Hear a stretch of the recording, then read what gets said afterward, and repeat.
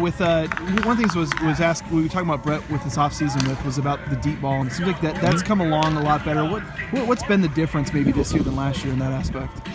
Well, I don't think it's just QB. I think it's also wideouts. Deep ball is not just your quarterback throwing it, your guys catching it too. So I think the emergence of Cedric and Brett and those guys working at it and improving on it, something that they've done every practice since last season, and it's become part of the game. And I think the way some teams are playing too. When you do have an opportunity to hit it, you need to hit it.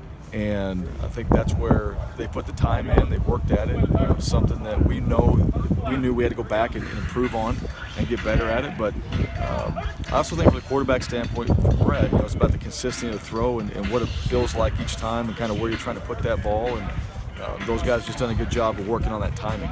Because it seems like I found a stat that you guys have had more longer plays this year than last year in terms of you try to stop that defensive but offensive. You've done a better job of kind of getting those explosives this year too. Yeah, we've been more consistent there, hitting the deep ball, which if you can, you get those big chunks. It's not always a home run, it's not always a touchdown, but you're getting some big chunks. You're changing the field. And when you're running the football, you're going to have some opportunities to do that. And so I think it's just been a combination of that. I think we've been running the ball more effectively, which has helped us get some of those one-on-one opportunities there. And then I think guys are going out there and executing it. With in Coda, we found out obviously that this is going to be his last year, and just your thoughts on that. And you guys obviously going to go out and honor him. Well, absolutely. Coda came in here, he walked on, earned himself a scholarship. One of the most respected guys on the team, and he's going to have his degree, and he's ready to get started. This is the one thing he's going to be done with school. He's going to have his degree, and he's ready for the next phase. He's done an unbelievable thing for us from a football standpoint. He's worked himself into a starting role. He's worked himself into a scholarship. Those things don't happen very often, and we're excited about him. We're excited to have him go out there and play in this game and be honored that way. And then most importantly, I'm excited he's going to graduate from Boise State with his degree. So is he going to be able to play then? Or? Yeah. Okay. Oh, yeah. Yeah, he's playing. He's good to go, and he'll be out there ready to roll. In the category of being able to ask anything, I'll take a shot.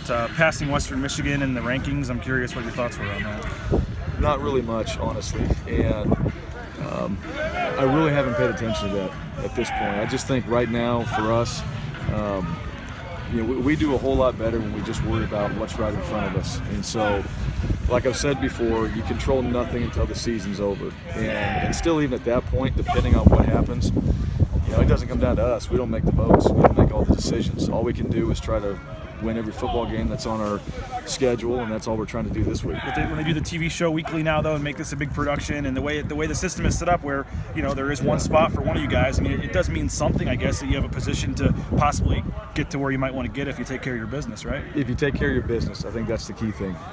It's certainly good TV.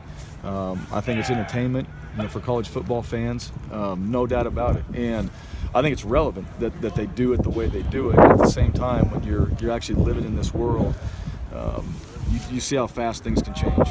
And if you get too caught up in that stuff, when you're trying to go out there and actually play, it doesn't really matter. So it does matter at the end. When it's all said and done, yeah, there'll be obviously focus on that and where we might end up, what happens when it's all done and the season's over.